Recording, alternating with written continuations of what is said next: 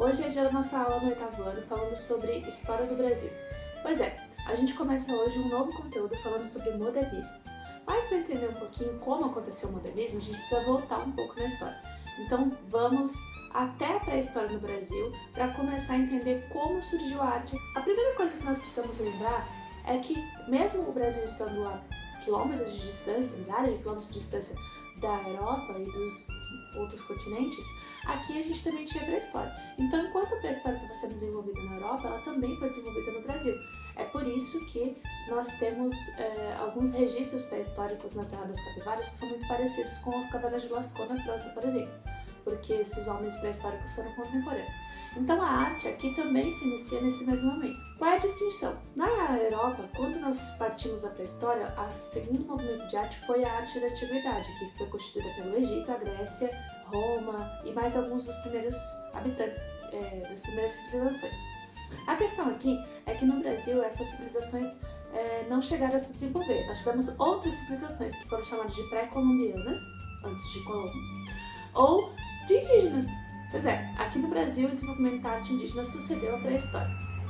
O que acontece é o seguinte, depois da pré-história, o homem começa então a desenvolver as suas aldeias, deixa de ser nômade e começa a se fixar nos lugares. E aí nós vamos ter o desenvolvimento principalmente da cerâmica e da cestaria, já que os indígenas entendiam muito bem sobre esse tipo de linguagem e vão acabar produzindo cada vez mais obras baseadas nesse tipo de coisa. Pois é, a partir daí, a utilização da cerâmica vai se tornar comum no Brasil. As construções dos sambaquis e, posteriormente, cada manifestação de cada tribo indígena que vai utilizar de diversas linguagens, desde a pintura corporal, cestaria, cerâmica, escultura, enfim. O que acontece é o seguinte, com a chegada dos portugueses, nós vamos instaurar um novo momento. Os portugueses vão trazer o tipo de arte que era produzida na Europa na época.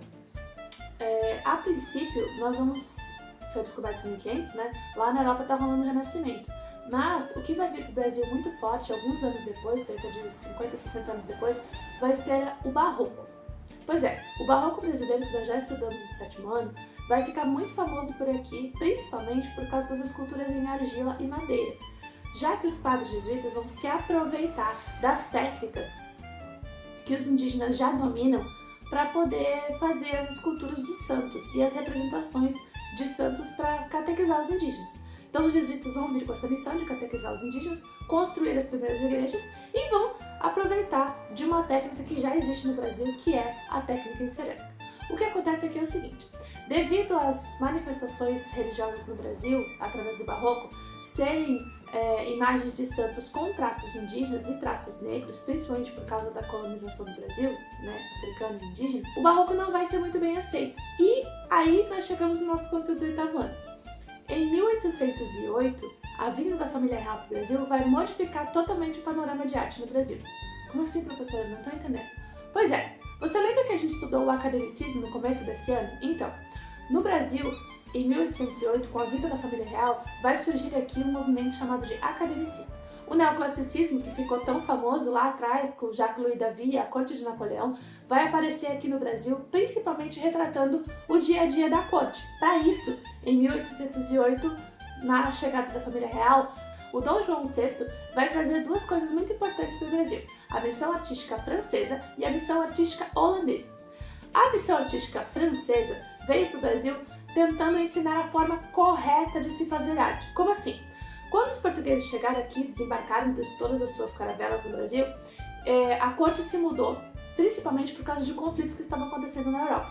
Então, quando a corte chegou aqui, deu de cara com o Barroco, que era muito presente, principalmente valorizando as ideias da Igreja Católica e os santos, a corte não ficou muito feliz. Ela disse que aquilo era uma técnica ultrapassada e que não era uma forma de arte condizente com a corte portuguesa. Então, o Dom João VI, tentando modernizar a arte do Brasil, trouxe a missão artística francesa, que consistia de vários artistas que buscaram trazer novas técnicas para a arte no Brasil. Isso não foi de toda maneira ruim. O problema é que os artistas da missão artística francesa diziam que a única forma correta de se fazer arte era o academicismo.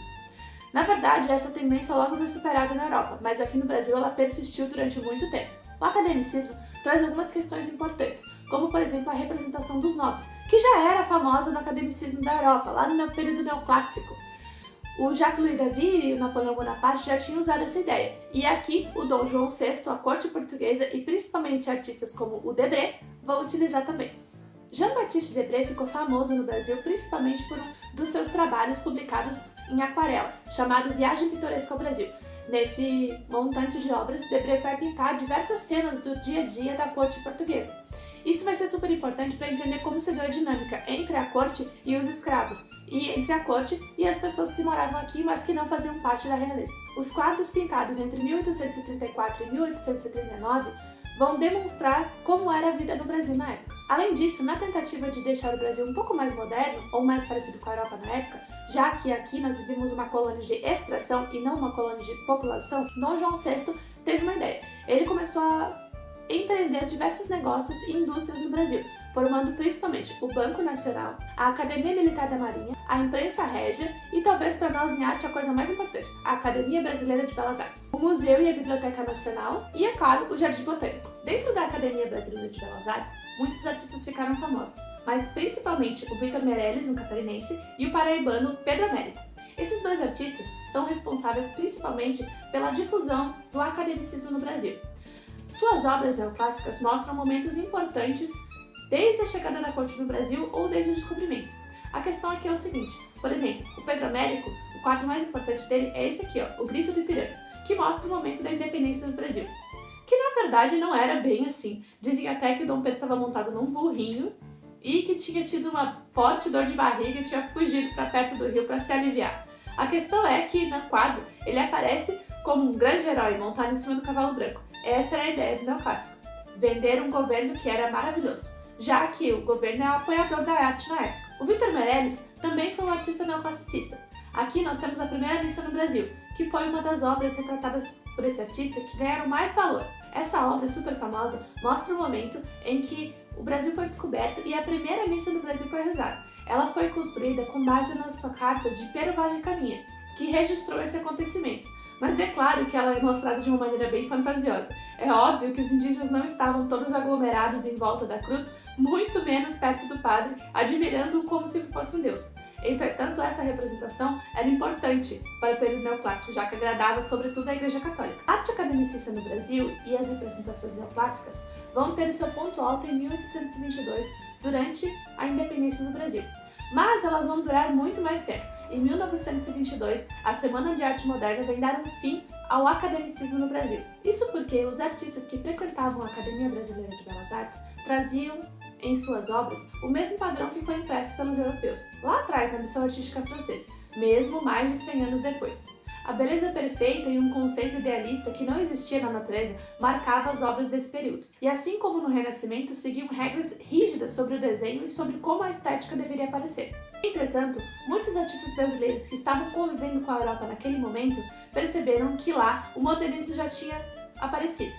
Pois é, na Europa já tinha rolado o impressionismo e o pós-impressionismo. Estávamos caminhando para as vanguardas europeias.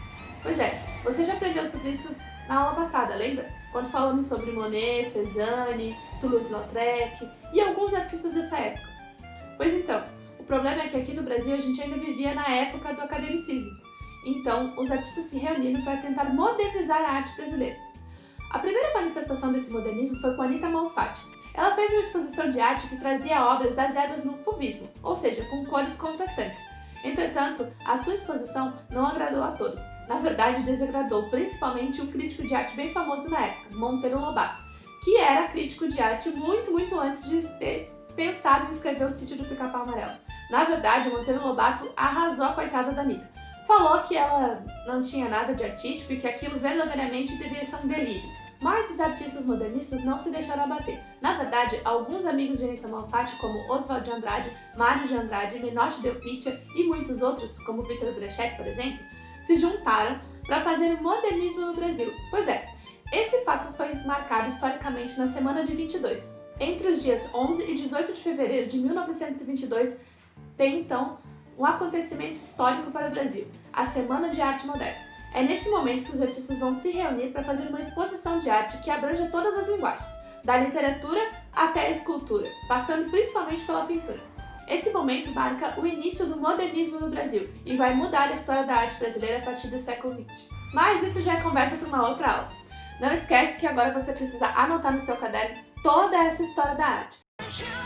この番組はご覧のスポンサーの提供でお送りします。